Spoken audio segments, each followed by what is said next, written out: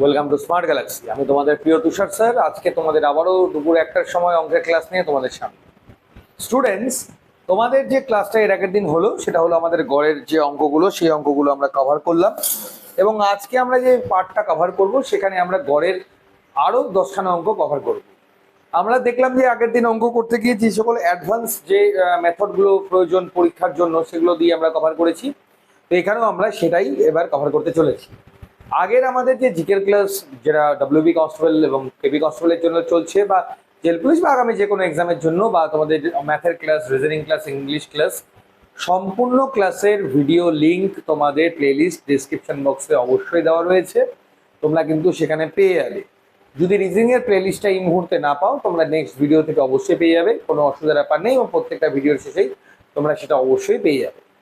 তো এখন আমরা সময় নষ্ট না করে শুরু করতে চলেছি আজকের ক্লাসটা নিয়ে। আরেকটা ইনফরমেশন, অবশ্যই পিডিএফ এর ব্যাপারে বলছিলে। এর পিডিএফ গুলো সম্পূর্ণ আমাদের টেলিগ্রাম চ্যানেলে পাওয়া যাবে। সমস্ত পিডিএফ গুলো টেলিগ্রাম চ্যানেলে তোমরা পেয়ে যাবে। অবশ্যই সেখানে আমাদের যুক্ত থাকো। ডেসক্রিপশন বক্সের লিঙ্ক আছে।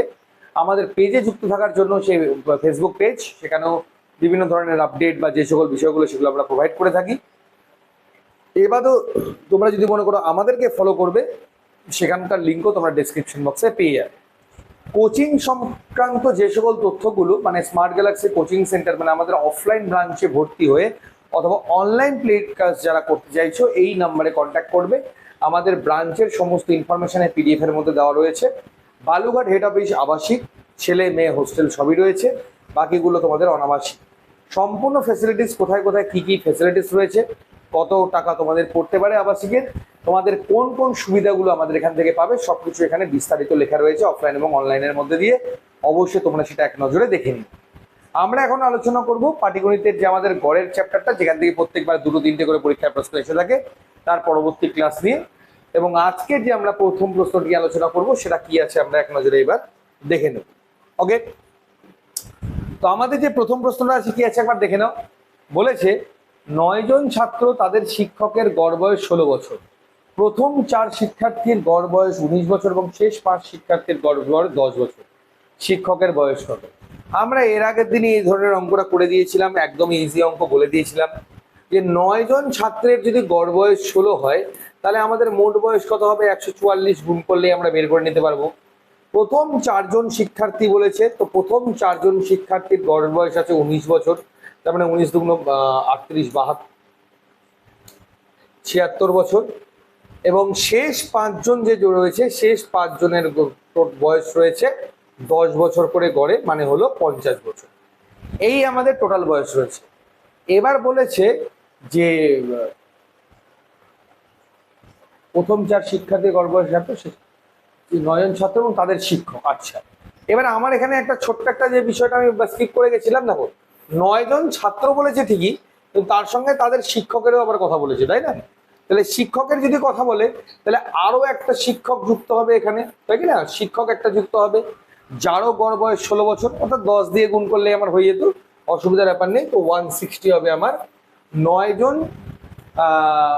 ছাত্র এবং একজন শিক্ষকের মোট বয়স। তো টোটাল 9 জন ছাত্রের বয়স কত হচ্ছে সেটা আমরা ফাইন্ড আউট করে নিই আগে। কত হচ্ছে? 126 বছর, তাই না? তাহলে 126 বছর যদি আমার বয়স হয় আমার সমস্ত ছাত্রের, তাহলে বাকি বয়স যেটা হচ্ছে সেটা অবশ্যই হবে আমার শিক্ষার্থীর। তাহলে আমার বাকি বয়স কত হচ্ছে? 34 বছর। তাহলে আমার অপশন বি হবে আমার হ্যান্ডকার সঠিক উত্তর। 34 বছর হবে আমার হ্যান্ডকার রাইট অ্যান্সার। ক্লিয়ার? একদমই সহজ অঙ্ক, তোমরা খালি গুণ করলে আমাদের উত্তরটা বেরিয়ে যাচ্ছে। ঠিক আছে, পরবর্তী অঙ্কে এই যাবো। পরবর্তী অঙ্কটা কি আছে এক নজরে দেখে নাও। 12 নম্বর অঙ্ক তোমাদের। একটি নির্দিষ্ট সপ্তাহে সোমবার থেকে বুধবার পর্যন্ত গড় তাপমাত্রা 36°C আসে, কিন্তু এই হিসাবের মধ্যে বৃহস্পতিবারের তাপমাত্রা যদি অন্তর্ভুক্ত করা হয়, তাহলে 1°C তাপমাত্রা বৃদ্ধি পায়। তাহলে বৃহস্পতিবারের তাপমাত্রা কত? তার মানে সোমবার থেকে যদি আমরা বুধবার কাউন্ট করি, তার মানে সোম মঙ্গল বুধ 3 দিনের আমার গড় কত হচ্ছে? 36। ঠিক আছে, আর যখনই আমি আরেক দিন অ্যাড করে দিচ্ছি, বুঝবে, যখন আমি আরো একদিন অ্যাড করে দিচ্ছি, তাহলে মোট কয়দিন হয়ে যাচ্ছে? 4 দিন। 4 দিনের টোটাল কত বাড়ছে আমার? 4 দিনে 1° করে বাড়লে টোটাল 4° আমার বেড়ে যাচ্ছে, তাই কি না? তাহলে আগে যদি আমার 3 দিনের গড় 36 হয়, আর এখন শুধু বৃহস্পতিবার অ্যাড করার জন্য 4 দিনেরই আমার 4 করে বাড়ে, তাহলে আমার টোটাল যদি 4 বাড়ে তাহলে বৃহস্পতিবারের শুধুমাত্র কত হবে, যে আমার আগের গড় আছে আর মোট যে গড়টা বৃদ্ধি পেল সেই দুটাকে যোগ করলেই আমার পরবর্তী গড়টা বেরিয়ে যাবে। অর্থাৎ 40°C, অর্থাৎ অপশন ডি হবে আমার এখানকার সঠিক উত্তর। অর্থাৎ তোমার যদি বলা হয় যে বৃহস্পতিবারের তাপমাত্রা কত ছিল, তাহলে বৃহস্পতিবারের তাপমাত্রা হবে আমার 40°C হবে আমার এখানকার সঠিক উত্তর। ঠিক আছে, তোমরা দেখতেই পাচ্ছ কতটা সহজভাবে এবং কতটা ইজি ভাবে অঙ্কগুলো হয়ে যাচ্ছে আমাদের, এবং ততটা ইজি করেই কিন্তু তোমাদের পরীক্ষার হলেও করতে হবে স্টুডেন্ট, মাথা রাখবে। অবশ্যই মনে রাখবে স্টুডেন্টস, আমাদের কিন্তু স্মার্ট গ্যালাক্সি কোচিং সেন্টারের বই সম্পূর্ণ লঞ্চ হয়ে যাচ্ছে রিসেন্টলি, এবং অবশ্যই তোমরা যদি কোচিং এর আমাদের 4th ব্যাচে জয়েন করতে চাও, ডাব্লিউবি কনস্টেবলের হেড অফিসের জন্য, আমাদের বালুঘাট হেড অফিসের আমাদের 4th ব্যাচের জন্য এই মুহূর্তে চলছে, এবং এসএসসি জিডিরও কিন্তু আমাদের ব্যাচ অলরেডি লঞ্চ হয়ে গেছে, যেটার ক্লাসেস আমাদের সপ্তাহে 2 দিন করে চলছে। সম্পূর্ণ হিন্দির ক্লাস রয়েছে এবং বাংলায় সম্পূর্ণ প্রিপারেশন সমস্ত ব্যবস্থা রয়েছে। এবার তো মাঠের প্রস্তুতিটা কিন্তু আমাদের এখানে সেরা করানো হয়, যেটা তোমরা আমাদের যারা স্টুডেন্টস রয়েছে যদি কেউ পরিচিত থাকে তোমাদের অবশ্যই খোঁজ নিয়ে দেখতে পারো। তো অবশ্যই দেরি না করে দ্রুত যোগাযোগ করে নেবে, যাতে করে তোমরা সঠিক প্রস্তুতিটা অবশ্যই পেয়ে যাও। ওকে, নেক্সট কোশ্চেন কি বলেছে, একটি মেসে 40 জন ছাত্র আছে, যদি ছাত্রের সংখ্যা 10 জন বাড়ে তাহলে মোট মাসিক খরচ আমার 2,000 করে বেড়ে যায়, প্রতি ছাত্রের আবার গড় মাসিক খরচ 200 করে আবার কমেও যায়, তাহলে প্রথমে মেসে মোট খরচ কত ছিল? মোট খরচ বের করার আগে না স্টুডেন্টস, গড় খরচ বের করা, মোট খরচ এমনি বেরিয়ে যাবে। যদি আমি গড় খরচকে সাপোজ এক্স ধরে নিই কথার কথা, তাহলে আমার 40 জন মেসে ছিল, তাহলে টোটাল খরচা কত হবে? 40 গুণন এক্স, এটা টোটাল খরচা। এইবার যদি 10 জন বাড়ে ছাত্রের সংখ্যা, তাহলে কত হয়ে যাবে? 50 জন। তাহলে কি বলছে, গড় মাসিক খরচা আবার কত হবে? তাহলে 200 টাকা করে আবার কি বলছে, কমে যাবে। 200 টাকা করে কি বলছে, আবার গড় মাসিক খরচ কমে যাবে। কিন্তু আর মোট মাসিক খরচ কি হবে? 2000 টাকা বেড়ে যায়। মানে এই যে খরচাটা এখানে 2000 টাকা বেশি আছে, তাহলে 2000 টাকা যদি এটার সাথে এটাকে সমান করতে চাই আমরা, তাহলে 2000 টাকা কোথায় যোগ করবো আমরা? এখানে যোগ করে নেবো 2000। তাহলে আমরা বলতে পারবো যে এই দুটাকে আমরা সমান করে দিলাম। এবার আমরা কাউন্ট করে নেবো কত হচ্ছে এখানে, 40x প্লাস 2000 সমান সমান 50x মাইনাস 5 দুগুণ 10, 1 2 3, 10,000। ঠিক আছে, তাহলে এই পারে যদি আমি 50x কে আনি তাহলে কত হবে? মাইনাস 10x, আর মাইনাস 2000 ওই পারে গেলে কত হবে? 10 আর 2 মাইনাস 12,000। শূন্য শূন্য কেটে গেল, শূন্য শূন্য মাইনাস মাইনাস কেটে গেল, শূন্য শূন্য কেটে গেল, এক্স ইকুয়াল টু কত হচ্ছে? 1200 টাকা। তাহলে এক্স ইকুয়াল টু যদি আমার 1200 টাকা হয়, সেটা আমি কি ধরেছিলাম? গড়। তাহলে টোটাল কত হবে? 40 জন ছিল প্রথমে, তাহলে 40 জন যদি প্রথমে থাকে তাহলে 40 দিয়ে গুণ করলে কত হবে? 4 বড় 48, মানে 30। অর্থাৎ টোটাল খরচা আমার কত ছিল? 48,000 টাকা। অপশন এ হবে আমার এখানকার রাইট অ্যান্সার। একদম ইজি অঙ্ক স্টুডেন্টস, অঙ্ক বড় দেখে কখনো ঘাবড়াবে না। হ্যাঁ, অঙ্ক বড় হলেই যে কঠিন হয় ওরকম কোনো ব্যাপার নেই, অঙ্ক ছোট হলেও তোমাদের অনেক ইজি হতে পারে। ঠিক আছে, মানে সরি, ছোট হলেও কঠিন হতে পারে, কিন্তু মানে বড় হলেও কিন্তু অনেক সময় সহজ অঙ্ক হয়। মানে বড় দেখে ঘাবড়ানোর কিছু নেই, এটাই তোমাদেরকে আর কি বলতে চাইছি। নেক্সট কোশ্চেন কি বলেছে, এ ও বি এর গড় মাসিক আয় যেটা, সেটা হলো আমাদের 14,000 টাকা। তাহলে আমরা যদি বলি এ প্লাস বি কত বলছে আমার? 14,000 টাকা। বি প্লাস সি কত বলেছে আমার এখানে? গড় কত বলেছে? 15,600 টাকা। আর এ প্লাস সি কত বলেছে? 14,400 টাকা। এখানে এবার বলছে যে বি এর মাসিক আয় কত, শুধু বি চেয়েছে। এবার আমি যে একটা কাজ করি, দেখো একটা ঠান্ডা মাথা, এখানে কত আছে? দুটো এ, দুটো বি আর দুটো সি। তার মানে এক কথা যদি আমি সবগুলোকে যোগ করি কি বেরোবে? 2a 2b প্লাস 2c সমান সমান আমার এখানে টোটাল কত হবে আগে বের করে নাও। টোটাল কত হচ্ছে, এখানে প্রত্যেকটা দুটো করে আছে, মানে কত হবে? 14 দুগুণ 28,000। এটাকে 2 দিয়ে গুণ করলে কত হবে? 0 0 6 দুগুণ 12,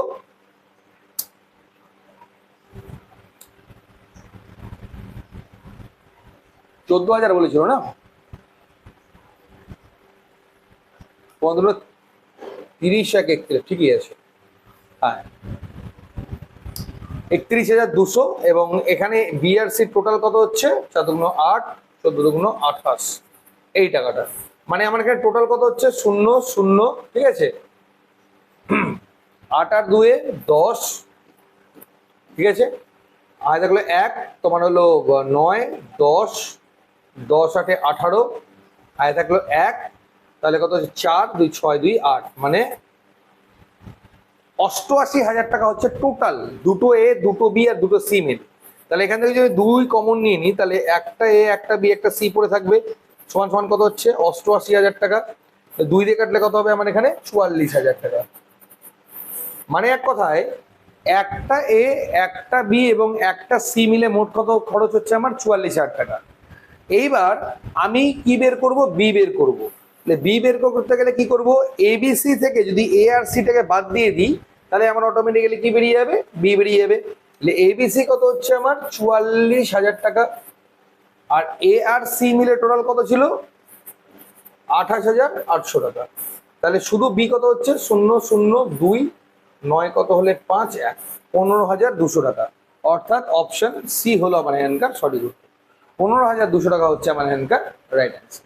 ঠিক আছে স্টুডেন্টস, এই অঙ্কটা কিন্তু পরীক্ষার জন্য ভেরি ইম্পর্টেন্ট। হ্যাঁ, এই ধরনের অঙ্ক পরীক্ষা খুবই দেখতে পাওয়া যায়, তো এই অঙ্কগুলো কিন্তু খুব কেয়ারফুলি ডিল করবে। এই অঙ্কগুলো কিন্তু পরীক্ষায় খুবই আসে। হ্যাঁ, নেক্সট কোশ্চেন না পারলে স্টুডেন্টস মানে রেকর্ডেড ভিডিওটা না আরেকবার জাস্ট দেখে নেবে, একবার রিভাইন্ড করে নেবে, কোনো অসুবিধা হবে না, দেখে নেবে সবই ক্লিয়ার হয়ে গেছে তোমাদের। একটি ক্লাসে 80 জন শিশুর গড় বয়স হচ্ছে 15 বছর। এর মধ্যে 15 জন শিশুর গড় বয়স 16 বছর, ক্লাসের অন্য 25 জন শিশুর গড় বয়স 14 বছর, ক্লাসে বাকি শিশুদের গড় বয়স কত হবে? একবার জলের মতো অঙ্ক আছে এখানে একটা। তাহলে 80 জন শিশু আছে, ওর গড় বয়স 15 হলে মোট বয়স কত হবে? 8 15 120, 1200। ঠিক আছে, 15 জন শিশুর যদি আবার গড় হয় আমার 16 করে, তাহলে কত হবে? 6 15 90, 15 9 24, 240 হবে আমার। আর 25 জন শিশু যে আছে, 25 জনের গড় কত 14 করে যদি হয়, তাহলে কত হবে? 5 14 70, 14 2 28, 5 7 35। ঠিক আছে, তাহলে 15 আর 25 কত হচ্ছে? মোট 40 জন। এই 40 জন শিশুর মোট বয়স কত হচ্ছে? 0 9, আর এখানে হচ্ছে 5 590। তাহলে 40 জনের মোট বয়স কত হচ্ছে? 590। তাহলে তাহলে বাকি যে 40 জন থাকলো, ওদের মোট বয়স কত হবে? তাহলে 1200 থেকে আমি এটা বাদ দেবো না, 80 জনের টোটাল এটা, 40 জনের টোটাল এটা। তাহলে 1200 থেকে যদি আমি 590 কে বাদ দিয়ে দিই, তাহলে কত হচ্ছে? 0 1 6 কত হলে 6 610। তাহলে 40 জনের আমার টোটাল কত হচ্ছে? 610 হচ্ছে গড় মোট বয়স। তাহলে গড় বয়স কত হবে? জাস্ট এটাকে 40 দিয়ে আমরা ভাগ করে নেবো। 0 0 4 15 60 1, তো 4 2 8 5 2 10, মানে 15.25। অর্থাৎ অপশন এ হলো আমার অ্যান্সার হবে রাইট অ্যান্সার। ক্লিয়ার? একদম ইজি অঙ্ক স্টুডেন্টস, খালি কি ক্যালকুলেশনটা আমাকে দেখে শুনে খালি একবার বের করে নিতে হবে। একবার বের করে নিলেই অঙ্কটা আমাদের শেষ, এর মধ্যে সেরকম কিছুই থাকছে না। নেক্সট অঙ্ক কি আছে আমাদের? 16 নম্বর অঙ্কটা তাহলে এক নজরে দেখে নাও। স্টুডেন্টস, তোমরা কিন্তু শুধুমাত্র আমার অঙ্কগুলো দেখোই না, পাশাপাশি কিন্তু চেষ্টা করো অঙ্কগুলো নিজেরাও যাতে করতে পারো। হ্যাঁ, নিজেরা না করতে পারলে কিন্তু বিশেষ কোনো লাভ নেই। এখানে এবার বলেছে পরবর্তী অঙ্কে, একটি কমিটির 10 সদস্যের গড় বয়স আজ যেমন আছে 2 বছর আগে ঠিক তেমন ছিল, কারণ একজন বয়স্ক সদস্যের পরিবর্তে একজন কম বয়সী সদস্য এসেছে। পুরনো সদস্যের তুলনায় নতুন সদস্যের বয়স কত ছিল? এই অঙ্কটা একদম জলের মতো অঙ্ক, মানে এখানে অঙ্কের মধ্যে সেরকম কোনো কিছু লুকিয়েই নেই যে এখানে আমাকে পুরনো সদস্যের তুলনায় নতুন সদস্যের বয়স কত ছিল। আমার এখানে প্রশ্ন করেছে এটা, মানে 10 বছর। আমি যদি এটাকে বড় করে করি, আমি বড় করেও করতে পারবো, এটা ছোট করেও করতে পারবো, দুভাবেই করে দিচ্ছি। দেখো, সিম্পলি যদি আগে বলি 10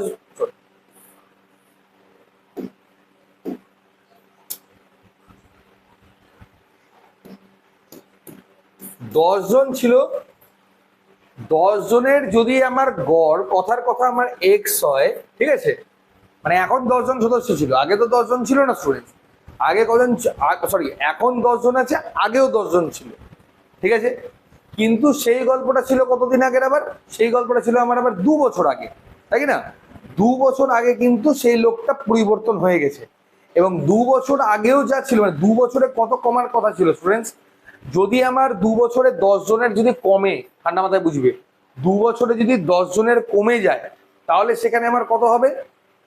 তাহলে সেটা কমবে কত? তাহলে সেটা কমবে হচ্ছে 10 2 20 বছর।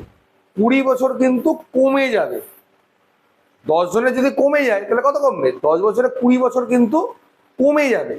কিন্তু আমরা দেখতে পাচ্ছি না, 10 জনের কিন্তু 20 বছর কমেনি, বরঞ্চ যেটা ছিল আমার সেটাই আছে। তাহলে আমরা ইজিলি বলতে পারবো যে আমাদের তাহলে রাইট অ্যান্সার এখানে কোনটা হবে, 20 বছর। কেননা কি আমার এখানে প্রশ্নটাই দেখো স্টুডেন্টস, আমার এখানে কি করেছে যে পুরনো সদস্যের তুলনায় নতুন সদস্যের বয়স কত ছিল, মানে ডিফারেন্সটা চেয়েছে। সিম্পলি আমরা বলে দিতে পারি 20 বছর। তো অপশন এ হবে আমার এখানকার রাইট অ্যান্সার। ঠিক আছে, নেক্সট কোশ্চেন কি আছে দেখে নাও। বলেছে একটি পরিবারে পিতা এবং মাতার গড় বয়স 35 বছর, বাবা মা এবং তাদের একমাত্র ছেলের আবার গড় বয়স 27 বছর। ছেলের বয়স কত? একদম জলের মতো অঙ্ক একটা। দুজন যখন আছে তখন তাদের গড় কত হচ্ছে 70, এবং তিনজন যখন আছে তিনজনের কত হচ্ছে 27, মানে টোটাল কত হচ্ছে 81 বছর। তাহলে ছেলের বয়স কত হবে? এদের ডিফারেন্সটাই হবে। তাহলে ডিফারেন্স কত হচ্ছে? 11 বছর। তো রাইট অ্যান্সার কি হবে? অপশন বি হবে এখানকার সঠিক উত্তর। আশা করি এতক্ষণে তোমরা ধরে ফেলতে পেরেছো যে আমরা কিভাবে কত দেরি করতে পারছি। এইভাবেই তোমরা স্পিডি অঙ্কগুলো করবে, দেখে পরীক্ষার হলে আর টাইমের যে ইস্যুটা হচ্ছে, টাইমের ইস্যুটা আর কোনোভাবেই থাকবে না। একজন ব্যাটসম্যান দ্বাদশ ইনিংস মানে কথা হচ্ছে 12তম ইনিংসে 63 রান করে, যার কারণে তার রানের গড় 2 রান বৃদ্ধি পায়। মানে প্রতিটা ম্যাচে কি হয়েছে, ওর 2 রান করে বৃদ্ধি পেয়েছে। দ্বাদশ ইনিংসের পর তার রানের গড় কত ছিল? আমার এখানে প্রশ্নটা এইভাবে করেছে। দেখো স্টুডেন্টস, আমরা যদি এটাকে চাই যে এটাকে আমরা এক্স ধরে করব, আমরা এটাকে ইজিলি, মানে খুবই ইজিলি আমরা কিন্তু এক্স ধরে অঙ্কটা করতে পারবো।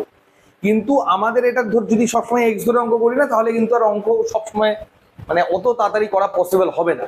তো এতক্ষণ ধরে অনেকগুলো এক্সে করালাম, এবার একটু তোমাদের সিম্পল ফর্মুলায় করাই। বলছে দ্বাদশ ইনিংসের পর তাদের রানের গড় কত হবে।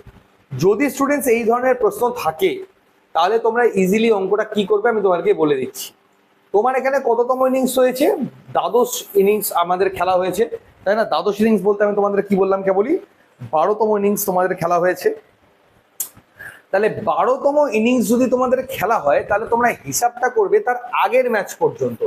আগের ম্যাচ অব্দি কত ছিল? 11টা ইনিংস।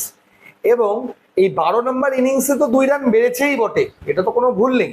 কিন্তু 11তম ইনিংস অব্দি কত বেড়েছে? যদি প্রত্যেকটা ইনিংসে আমার 2 করে বাড়ে, রানের গড় কত বাড়ছে? 2 করে বাড়ে, তাহলে টোটাল কত বেড়েছে? 22 বেড়েছে। ঠিক আছে, টোটাল কত বেড়েছে? আমার 22 বেড়েছে। এইবার যদি আমার এটাখানে প্রশ্ন এটা থাকে যে দ্বাদশ ইনিংসের পর তাদের রানের গড় কত হলো, সিম্পলি কি করবে, দ্বাদশ ইনিংসে কত রান হয়েছে? 63 রান। সেখান থেকে খালি যে রানটা আমার বাড়লো তার আগের ইনিংস পর্যন্ত, সেটাকে মাইনাস করে দেবে, কত হবে? আমার 41। এটাই হবে আমার এখানকার সঠিক উত্তর, অর্থাৎ অপশন এ হবে আমার এখানকার রাইট অ্যান্সার। কি করলাম আরেকবার বলে দিচ্ছি। দ্বাদশ ইনিংসের রান বলেছে, তার আগের ইনিংস অব্দিও 2 করে বেড়েছে, প্রত্যেকটা ইনিংসে মানে 22 বেড়েছে। যেটা রান হয়েছে ওখান থেকে খালি ওই রানটাকে বাদ দিয়ে দিবে, রানের গড়টা একদম ইজিলি বেরিয়ে যাবে। আর যদি বলতো 11তম ইনিংস অব্দি রানের গড় কত ছিল, জাস্ট এখান থেকে আর 2 বাদ দিয়ে দেবে, তাহলে 39 হবে আমার একটা সঠিক উত্তর। ক্লিয়ার? একদম ইজি অঙ্ক স্টুডেন্টস। নেক্সট কোশ্চেন কি বলেছে, একজন ক্রিকেট খেলোয়াড় 10ম ইনিংসে তার রানের গড় ছিল কত? 135।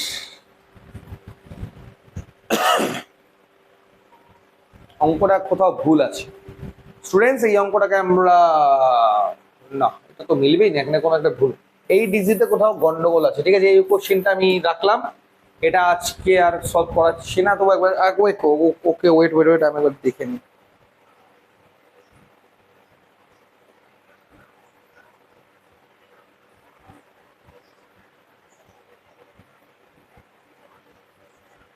দশম ইনিংসে রানের গড় ছিল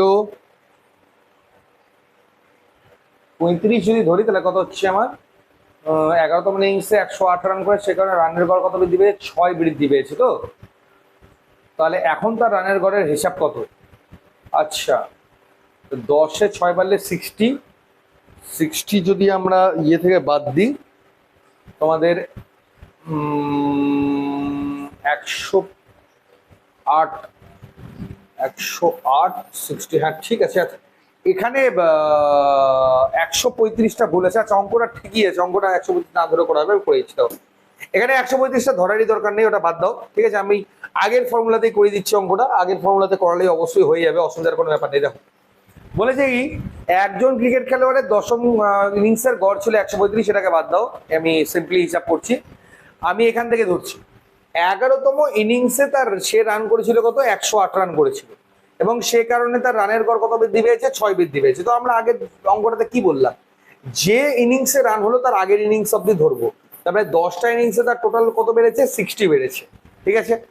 এবং বর্তমানে তার রানের গড় কত এটা চেয়েছে, মানে 11তম ইনিংসের পর তার রানের গড় কত, তো সেটা বের করার আমরা নিয়ম কি বললাম, 11তম ইনিংসে যে রান করেছে সেটা থেকে আমরা যে রানটা আগের ইনিংস অব্দি টোটাল বাড়লো সেটাকে মাইনাস করব, অর্থাৎ 48 হচ্ছে বর্তমানে তাদের রানের গড়, অর্থাৎ অপশন এ হবে আমার অ্যান্সার, রাইট অ্যান্সার।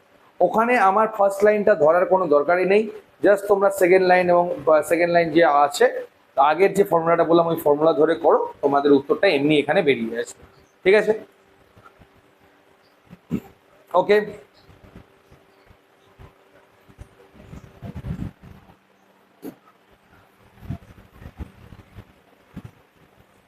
আজকে তোমাদের শেষ প্রশ্ন কি আছে একবার দেখে নাও।